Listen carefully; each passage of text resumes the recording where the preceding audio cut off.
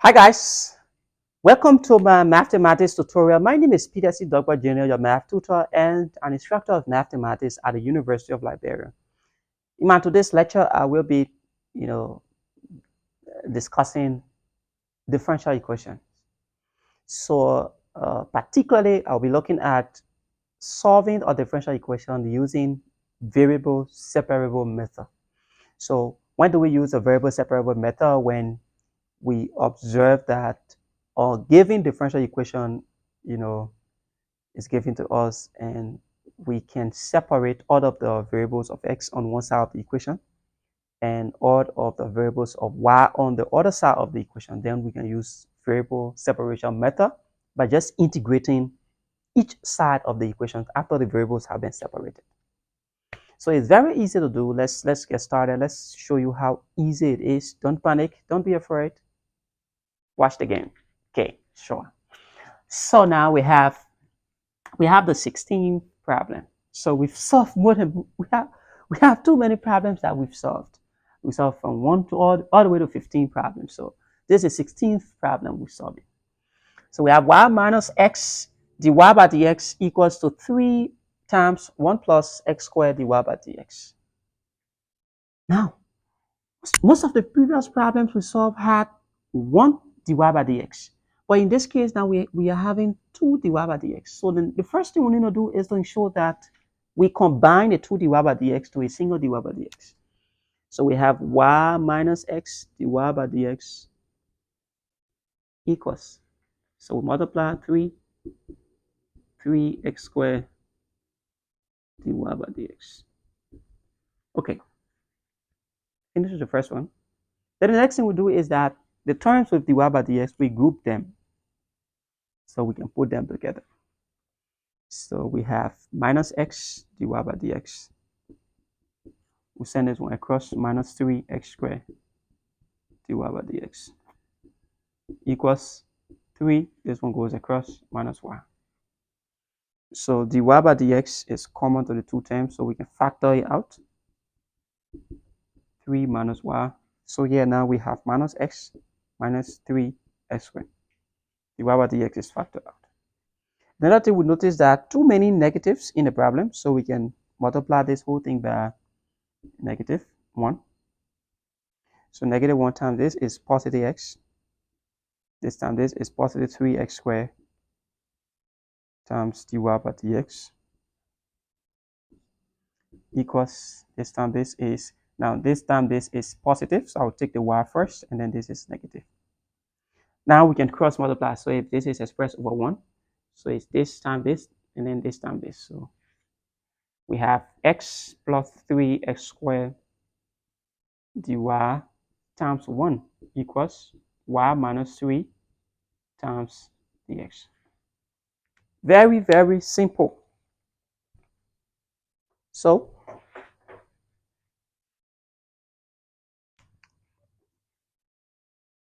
we have dx. So every other expression here must be in x. So since it is not in x, we must divide both sides by y minus 3.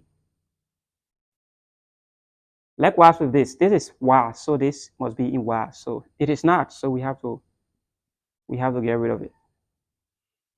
And you don't do it on one side, you must do it on the both sides. So if you divide it, you must divide on both sides. So this and this cancel, this and this cancel as well. So we left with dy by y minus 3 equals dx all over 3x squared plus x. Now we've completed one of the major tasks, to separate the variables. The variables now have been separated, so we can now integrate. So we have the integral sign. So the integral of dy by y minus 3 is just saying the ln of y minus 3. Derivative of logarithmic functions, or the derivative of, linear factors in the denominator is just the ln. The integral of linear factors in the denominator is just the ln. So we have our, now for this one, now this is where we must manipulate this thing small. We just need to work with it small, just small, little. You don't have to panic. So we can think of completing the square right here. So we have the integral of dx. So the first thing we need to do to complete the square, we must make sure that the coefficient of the quadratic term is 1. So because this is 3, we must send it out, right? So we factor it out. We're left with x squared. So 3 goes into this. It's just saying x all over 3. Because if you multiply 3 by this x, 3 and 3 will go out. So that's the first step, right? Factor out. And then the next step is to complete the square. So we can bring this 3 outside as 1 over 3, the integral of dx all over. Now the rule says we should write the first term, x squared. We should write the second term, x over 3, and take half of the coefficient of the middle term. And there's the middle term. For instance, we got 3 terms there, 0. So there's the middle term. So we take half of, now the coefficient is 1 over 3. So we take half of this 1 over 3. If we're done, we square it. So if this is 2 times 3 is 6, so it's 1 over 6. So 1 over 6 all squared is equal to 1 over 36. So after you've gotten your 1 over 36, what you need to do is to add and subtract. So we add 1 over 36, and we subtract 1 over 36. So what major change have we made to the problem? Absolutely not. No change. The problem still remains the same because we've added 1 over 36 and we subtracted the same 1 over 36. So the essence of doing this is to ensure that the first 3 terms, you can be able to factorize it. So that's why you completed the square to be able to factorize the first 3 terms. So now we have ln of y minus 3 equals to 1 over 3. The integral of dx all over. So now we factorize the first 3 terms. Minus, now this is 1 over 36, so we can say 1 over 6, right, raised to the second power. So we have x times x give us x squared. Which 2 numbers can we multiply to give us 1 over 36? If we add those same numbers, we're going to get 1 over 3. Now the same result you got from right there, that's the same expression you're using. Now you took half of this middle term coefficient, you multiply, you got 1 over 6. So it's the same 1 over 6 you're using. So if you say 1 over 6 times 1 over 6, you get 1 over 36. So if you say 1 over 6 plus 1 over 6, you get what? 2 over 6. So if you reduce it now, it gives you 1 over 3. So it's this middle term.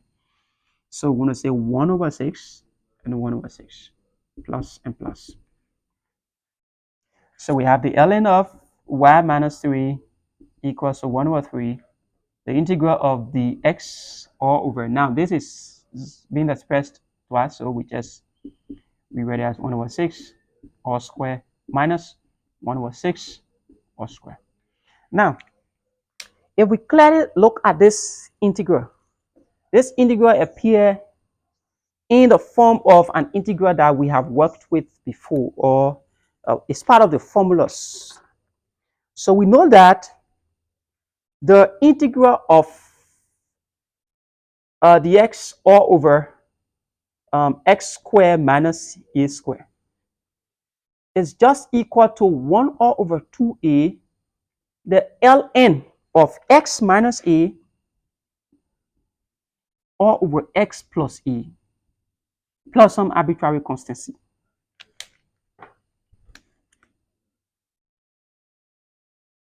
So we want to use this particular formula in this problem. So the first one is ln of y minus 3 equals to 1 over 3. Now let's use it. So this entire thing here is this is our x, and then this is our a. So we can apply that now. So we have 1 over 2 times a. What is a? A is 1 over 6. Right? Great. Then we have the ln of x. X is x plus 1 over 6 minus 1 over 6 divided by x plus 1 over 6 plus 1 over 6. So let me erase.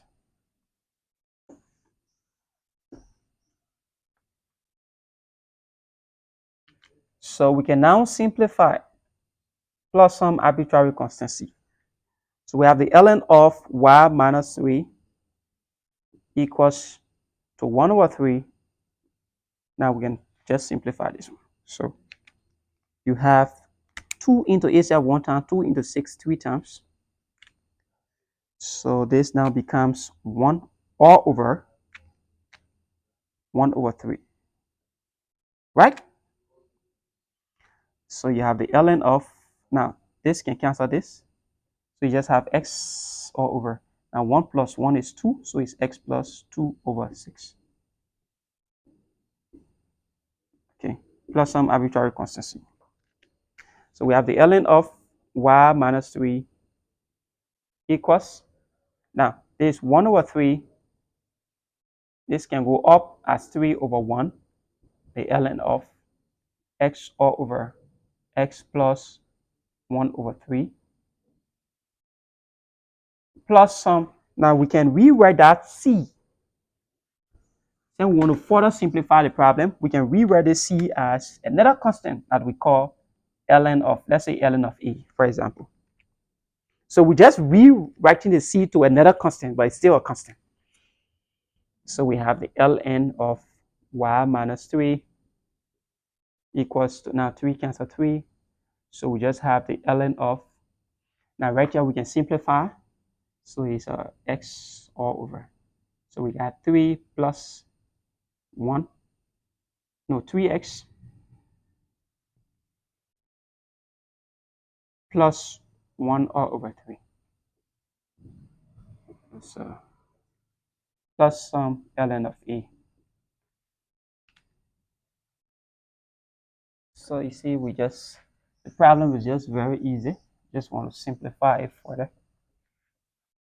So we have the ln of y minus 3 equals, so this now can come in the numerator, the ln of 3x all over 3x plus 1 plus the ln of a.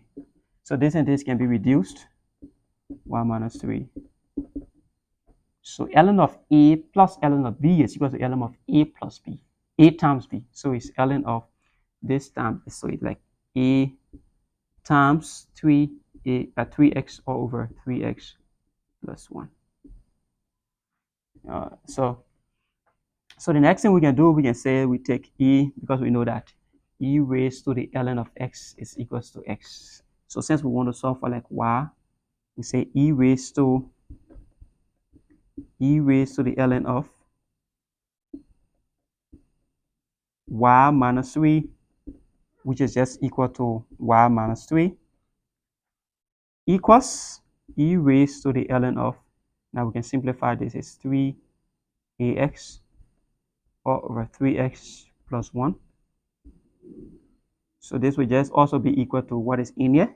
So this is equal to 3ax all over 3x plus 1. So if we send this across, it becomes 3ax all over 3x plus 1 minus 3, or plus 3 because it's plus 3. So this is the general solution of the differential equation. If you want us to find LCD again, we can say this divided by 1. So y equals to, so we have 3x plus 1. So it's 3ax plus, so 3 times this is 9x, and then 3 times 1 is 3. So you see that 3, 3, 3, 3, 3, 3, 3, 3, 3, 3. So we can factor out 3. It's just ax plus 3x plus 1 all over 3x plus 1. So you can either take this or that one. So this is how we find the general solution of a differential equation using variable separable. So don't leave. Please subscribe now. And also click the notification bell so that you get upload updates whenever I upload videos. Thank you. See you in our next lecture.